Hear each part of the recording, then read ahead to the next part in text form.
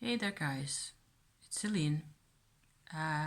Today is Wednesday, 2:45 in the afternoon, and it is Wednesday the 23rd of December.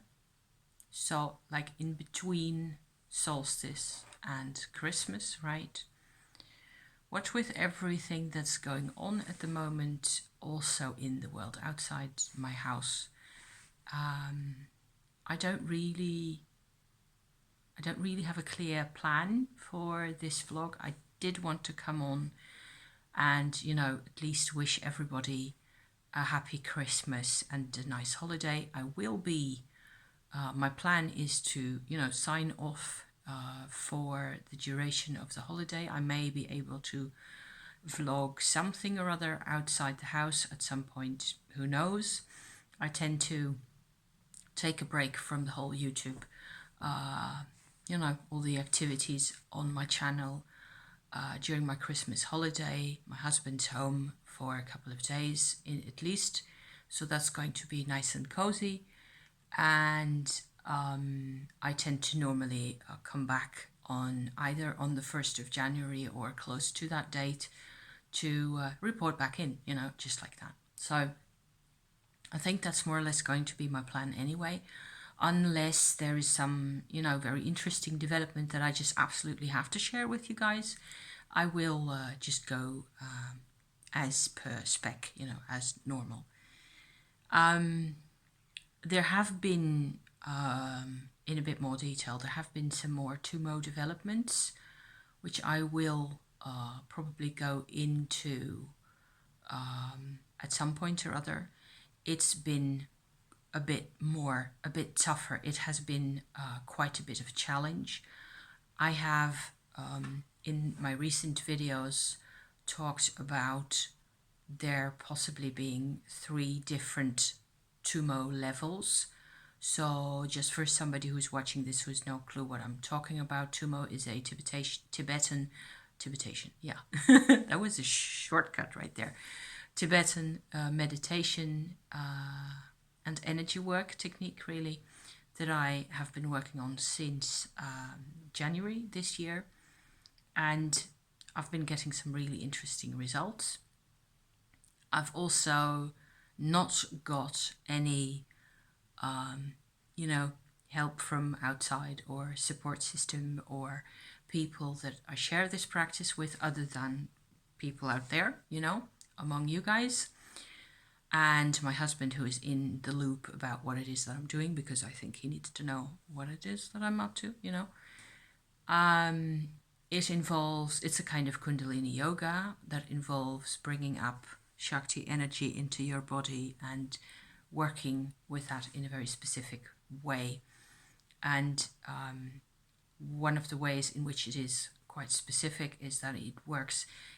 Kundalini is an Indian concept, like an image that we all most of us are familiar with, that sort of, works parallel to a system of chakras, and all that is Indian.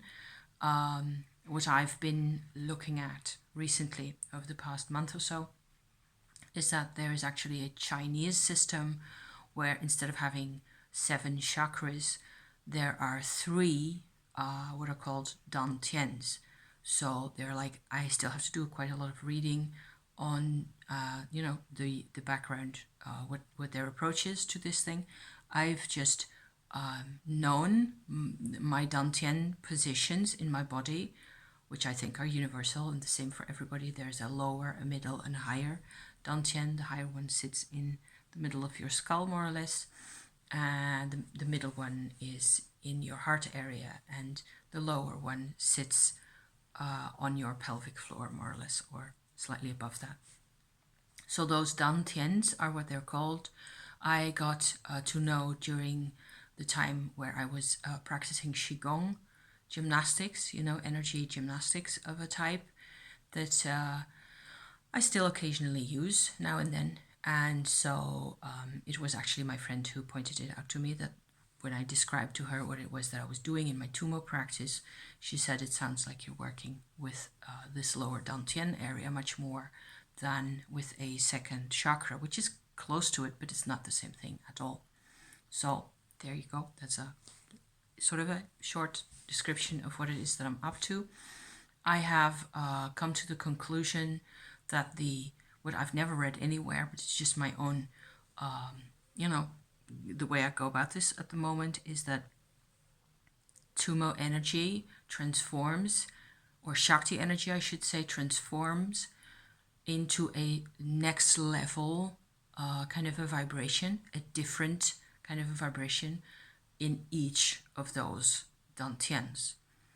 And to some extent, even, I have been using Tibetan and Indian imagery to sort of keep me company along the way, especially in this second heart area, heart dantian area. It's been quite a bit of a challenge. And it turns out that fundamentally what happens is that energy that is really powerful and really personal to me, to my life, to my body, to who I am, arrives at places in my heart where it has not been before, or hardly ever, just maybe infinitesimal amounts, but there have been isolated areas. And this is another thing I've been wanting to point out to whoever one of you watches my rambles, is that each time we think we make some fantastic progress, we do. I think we all make progress. I mean, you have to believe in your own path, otherwise nobody else is going to. So you just gotta support your own way of doing things. I've noticed quite often, and it's happened again here with this heart area thing, that some parts of us can be really completely closed off from Shakti or Kundalini energy, from life energy, from there. To all intents and purposes, that was a dead part of me, except it wasn't dead.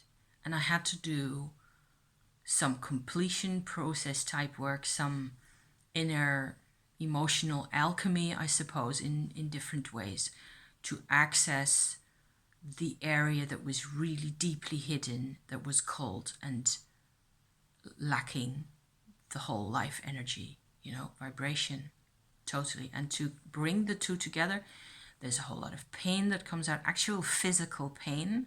I have felt like I had a knitting needle stuck straight through here, going in here and out the other end, over there. My muscles are aching. I have to report this side. I tend to report back in when I make my videos about Tumo whenever I've figured out the solution to a problem, because I don't feel like it's always very useful to just come out with everything's hurting, my back hurts, I don't know what to do with myself, and I'm crying all the time. And that's it. And then just dump that in the tube, in the channel, and, God help everyone watching that. I want to always better not make a video for a couple of days until I get this sorted out, until I got this figured out, at least to a stage where it's workable again, where I can operate properly again and string two sentences together, and then we sort of have this bit of a state of, okay, next step is this is what's happened. So I've noticed a couple of things happening. What with all the emotional travail happening, a lot of that centered around, I suppose, deeply felt states and memories where I was very alone and very helpless. Nothing new about that, So it's not like I've got massive new emotional memories or things that come up during this process. So far, there have been very few actual surprises during this whole Tumo thing. And it has been powerful and very intense. And yet I don't think I've had massive surprises, because in most of this territory I do know. It's not hard to see if you just look at my life, what it used to be like, the level the levels of helplessness, in my family, my parents, and everybody else, really, basically, to figure out ways to be a family, to support each other. It was dramatic, there was just a complete absence. Often, for everybody involved, there was a very big lack of compassion and support going on all the time. And a lot of it was also the period where all this took place. So I was born in 66. So the early 70s were, yeah, in terms of divorces and all that drama, it was just, I suppose, a breakthrough period also for many women. My mother was certainly one of them. But nothing ever really happened to the levels of isolation and loneliness, and a lot of that is full of sorrow and pain, and you just have to know it's there and, acknowledge that it's there. Bring the energy back to that level of self. As I sit here and talk about it, I can feel this whole part of me, it's like almost this whole mushroom cap that on my shirt here. That's more or less the exact area, except it's slightly larger. It goes more like this. This feels like it's been punched quite a bit. What with the actual... So I'm actually doing the tumor work, I suppose, really well. Maybe a bit too, intensely, because it feels like it's been punched. So yeah, who's to say? So far, as long as I talk about things, write things down, look after myself, take care of what this needs, I am managing.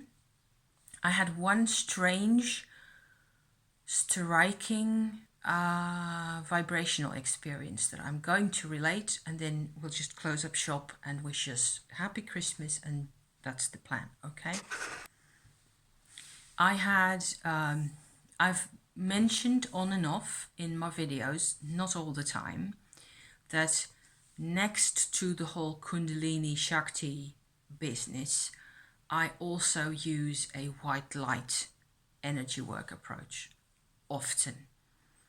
If you don't know what that's about, this is more like I suppose I inherited it, learned it from all sorts of sources. I learned to work with this also in a series of workshops that I followed with colleagues of mine. There were a while ago, a decade or more ago. We spent quite a bit of time on this stuff. A lot of, I suppose, it's a very Western type approach. It rarely had anything to do with chakras. It was pure energy work, what we used to do. And some people that we encountered were specialized in a particular type of energy work, often going off to the side of the light workers. Now, I've noticed that what with trying to look up the things that I'm supposed to be talking about to you about just right about now, I was trying to look up the background for that and find more intel. I haven't so far, but the funny thing is I have actually had this experience once before. And the experience, except this time there was no healer present, it was just me, okay? In my white light type of an endeavor. We see how far I get talking about this. What happened is that my aura field is as an entirety, because of all the Shakti work, it got really busy in there. And that's unpleasant. For me, that is just something I can't deal with. It feels, to some extent, you could really describe it easily as I'm sitting here alone in my house. I burn sage, I burn incense, I have the doors and windows open whenever I can. It's quiet, there's no noise, no drilling, it's all fine. But my aura feels, not now anymore, but before the aura thing happened, it feels like you're in a very crowded room with like 100 people packed in there, and they're all shouting and smoking and, cigarettes and ew, yuck. even describing it just makes me go, ew, you know? That kind of constant pressure, noise and sensory overload stuff going on. You can feel like that just by yourself. And all around, it's outside, it's raining, or it just stopped raining. There's a couple of birds in the garden over yonder. It's very quiet. There's nothing really going on into the normal ears and eyes. It's fairly, everything's more or less peace and, peace and quiet. And yet you can feel like this. This is a state. It's important. Maybe I should, expand on this slightly more because 15 minutes, fine. It's important because this will always happen to you whenever you do any type of, I believe in particular, it will happen to you in the context of Shakti energy work. So in 2019, when all I did was basically trying to invite in as much Shakti energy as possible and just explore where I could make that go or focus on areas to have it obtain a place in my body, in my muscles, in wherever, my articulations. After a while of doing such similar types of work and or complexities in life with emotional stuff, psychological things that needed to be sorted out, after a while you get this hot room effect, let me just call it that, where if you close your eyes and it's like jam-packed all around you, I'm just stretching out like this, which you can't see, but this is as far as your hands or arms can go, more or less an impression of the area that's around you, your aura field, and it can feel like it's jam-packed full of stuff, whatever type of stuff it is. There's heat in there, there's pressures, there's like a sensation of noise, like also a sensation, if I have to go into it to describe it, I would say for me, one element that I would say is unpleasant about this is a sensation of somebody having scared you, frightened, shocked you. There's a sensation of a sudden reactivity to all sorts of constantly ding, ding, ding, ding, like what are those machines? A pinball machine type of a ding, ding, ding, ding, ding, constantly going on, much faster than you can actually sit and observe. And if I go deep enough into the Shakti energy experience, this type of a vibration, this type of a hot room kind of a field will come up at one point or another.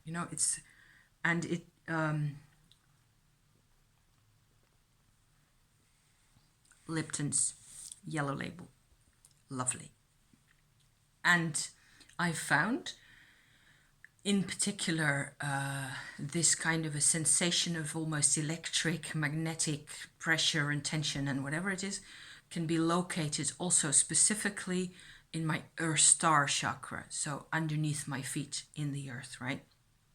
And or a combination of that area and my lower half of my aura can be completely jam-packed with vibrational residue is what I think it is, that I don't really need anymore. So for this, I have developed this white light technique, if you like, where I focus on a particular state of mind. And it's tricky because recently it has been so much going on in my life, what with all this, that it took me, I had to prepare much more in order to get myself into the white light kind of a state of mind where I can actually make contact with that and ask white light to come in and, extract whatever is superfluous in there. But that's what I do. That's the process. And it is a matter of making yourself available to a different kind of energy and then trying to interact with that and seeing what happens.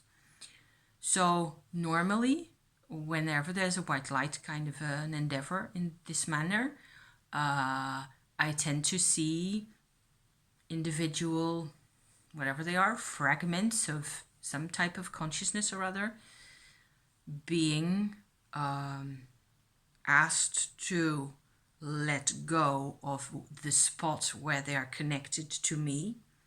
So that can be in my star chakra, for example, or in my aura. They're always hanging on somewhere. There's always a space where I am granting them space. And so that's why you also have to take this step to let them go yourself. It's a kind of a three-way kind of a process that I'm describing between the light, me, and the things that need moving on, right? I hope this makes sense. Anyway, all this is the normal way of doing things that tends to work just fine. Sometimes I have to convince myself to sort of let go of all the, sensations and all the drama, and to move over to the side where I can actually do this type of thing. This time I had to go, it took me 2 days to get rid of the whole hothouse effect, basically. And I had to, first of all, get a whole soul connection going, which is another kind of an immaterial plane type of a connection. Soul as in S-O-U-L, soul, where I see my soul as the permanent and more or less unchanging part of myself, or the part of me that I am connected to, that is me, but that doesn't go through all the turmoil that is part of this life, right? So that's something that I very occasionally do, much more seldom than any white light action. I don't know why that is. It's kind of a much more specific, very, very narrow band kind of a alignment that I have to do. So if I don't see the white light happening because I'm just too confused and too messed up, then I'm not going. And in this particular case, it did work. I could calm myself down a bit and sort of what the soul connection does for me is give me hope that there is a purpose to all the weirdness. Basically, that's how it feels, and that just sort of calms me down and makes me feel better. So having said that, I suppose 24 hours after that, I did this white light thing, and what happened is that my whole aura just was pulled up, and it felt like the white light landed in my aura in one go, which doesn't normally happen. It tends to have to be, invited around and gently and quietly. This was just kaboom all the way to the floor like that. And it was it was really weird, very quickly over kind of an event where it just did like an inside out turning kind of an activity. It's like in a movie with aliens. It just went squeak and poof, my aura was gone and instantly replaced with some new type of a vibrational pattern. I don't know. The difference in how I felt afterwards was extraordinarily marked. I mean, I just report this stuff, okay? I'm not nuts. I'm weird, but I'm not crazy.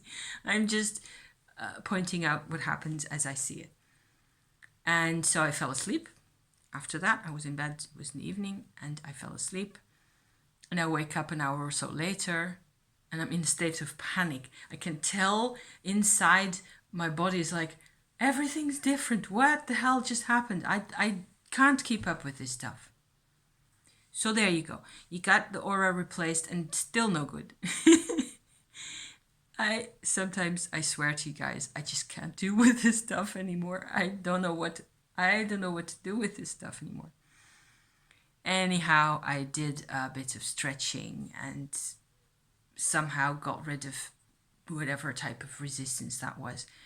And I fell back asleep again and I was fine the next day. So, but on top of everything else, there's, this is my inner process. This is how far it went. This is how far it has been going with, in terms of energy work, the whole Tumo thing. It's starting to stabilize in here. I have been able to access this third Dantian area in here slightly. I think that each time the access point to the Dantian is actually along your spine on the inside. So it goes, instead of going straight through the middle, which is a channel that is actually there, but it's not, it's less nicely pinpointed in terms of how the process works. Plus, if you go through the middle channel in the body, in the lower body, you're not going to find any checkpoints where things can be stopped and changed and diverted, which is another thing I went into in a previous video of mine, which has the title, I think, of the checkpoints. It's in my recent videos, if you're interested. So, where was I? The up here, it looks like the Alta Major chakra, which is in the back here, where your skull meets your neck. That's actually an access point for the third Dantian. And each time the energy changes significantly.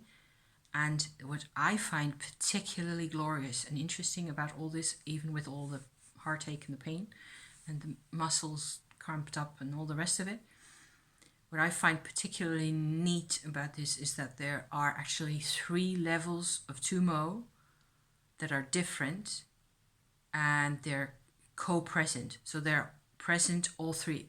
Tumo 1 sticks around. It's not like the whole thing moves up to here and that's where it's all at. You maintain Tumo 1 as you do Tumo 2, and I believe that you will maintain these 2 as you do Tumo 3 eventually. I've been noticing little bitty changes or moments where this whole area was active, my third eye was active.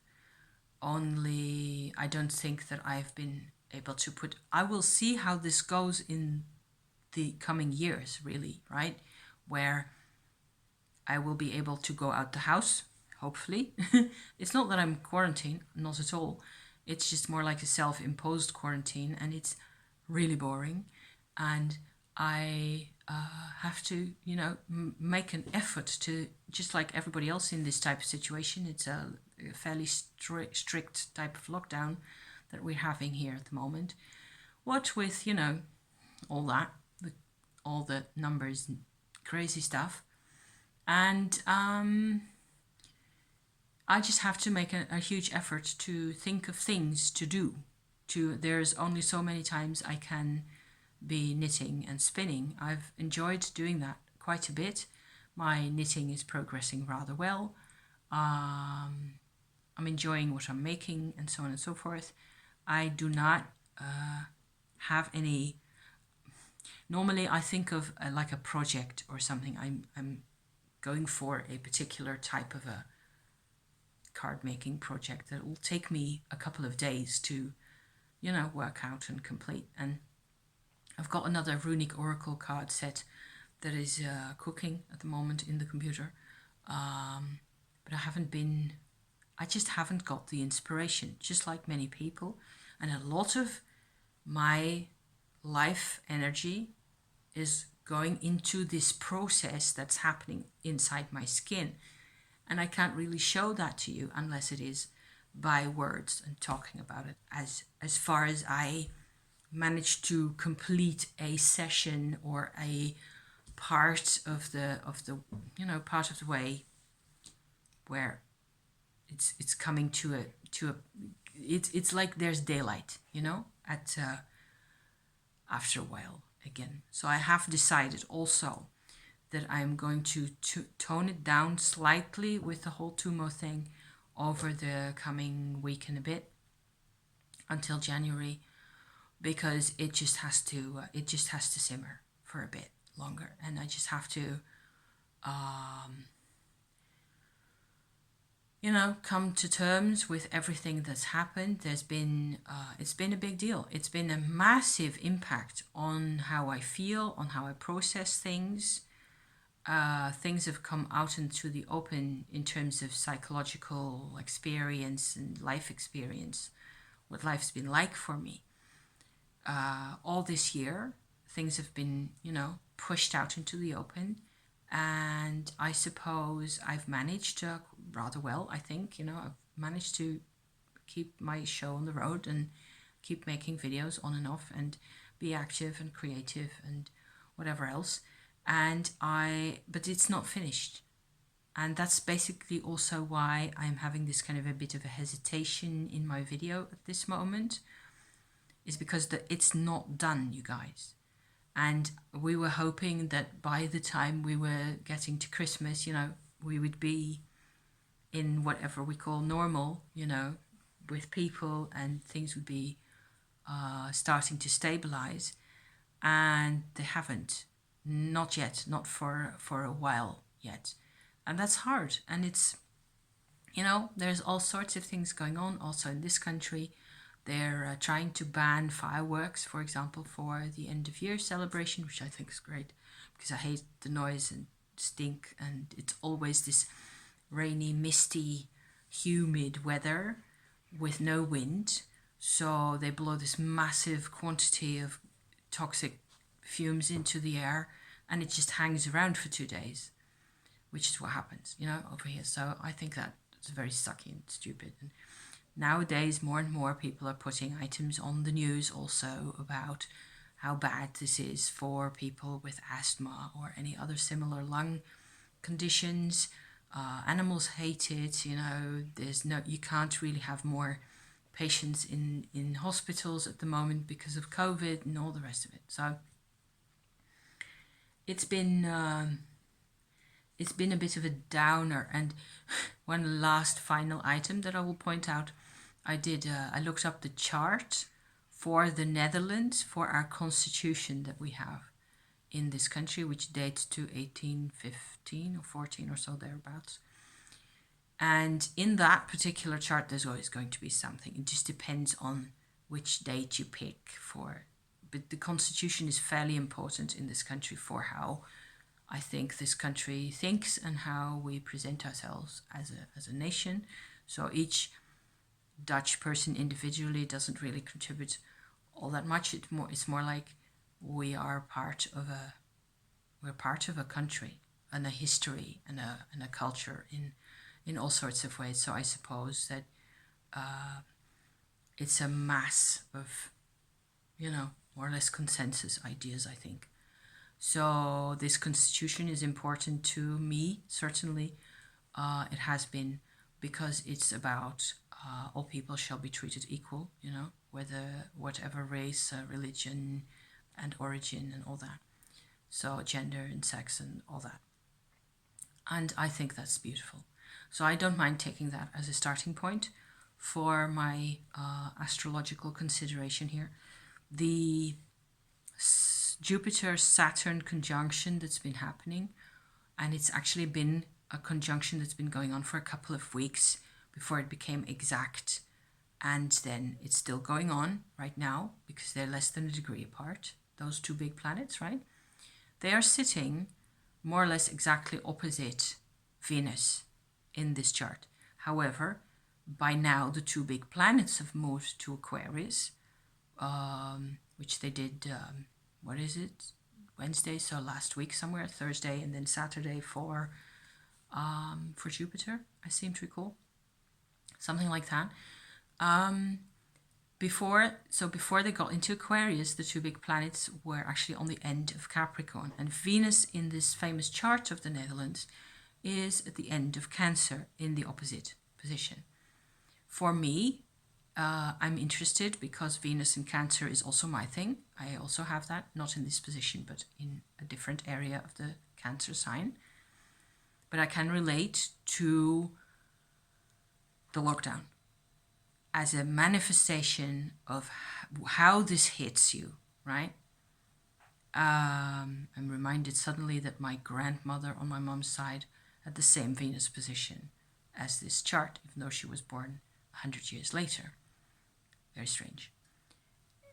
The opposition of the two planets, in particular Saturn, to that, and then this conjunction, like a massive bang, like that, happening over a period of time opposite that position, that makes sense.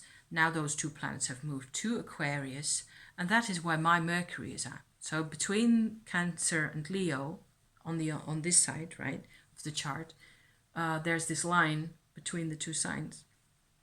And my Mercury is sitting right over the edge, where the Netherlands Venus is sitting just before the edge. So when we went into lockdown, this was actually more or less exactly the opposition that was happening for that. And then it just grinds over to this side, and now it's opposite my Mercury. So, and it will be there. Those two planets will be there, sitting there for a bit longer yet. So a couple of weeks at least. So I am just hoping that if there is a lot of energy coming my way for me to, re-understand, re-evaluate things in my life, then that's what I'm all about. That's what I've always been about. Only I have been doing this all year long already, and I feel like enough already. Can we now please just, but it's not over. What can I say? It's not really over. It's not really like my fabulous, beautiful Christmas message for you guys. I'm keeping track of quite a bit of the astrology. I'm seeing another tricky point, the 20th of January coming next year soon, not only because of the inauguration of the American president, but in terms of astrology. After that, who knows? It's just been an endless series of moments and weird configurations in the chart. Mars has been in there, and each time it is not just a moment of the Moon and Mars conjunct and half a day later it's over, it just keeps going on. And so here's hoping that we can actually transform all this stuff into, I'm certainly doing my own transforming, and you can't see it yet. You can't really, there's no light shining out of my eyeballs. It's just plain old me. And I will hopefully be here for a bit. At least I am not a truck driver, because, oh my God, those people. Happy Christmas, and let's just enjoy what we can in ways that are responsible and that we'll manage in that way. Thank you for watching, and I will be back sometime soon or other with something else for you guys to look at. Okay, thank you from the bottom of my heart for all the time you spend here, whichever amount of time it is, for your comments if you have left any, and I'm really glad to be here. So thank you for watching, and see you next time. Okay, ciao for now. Bye.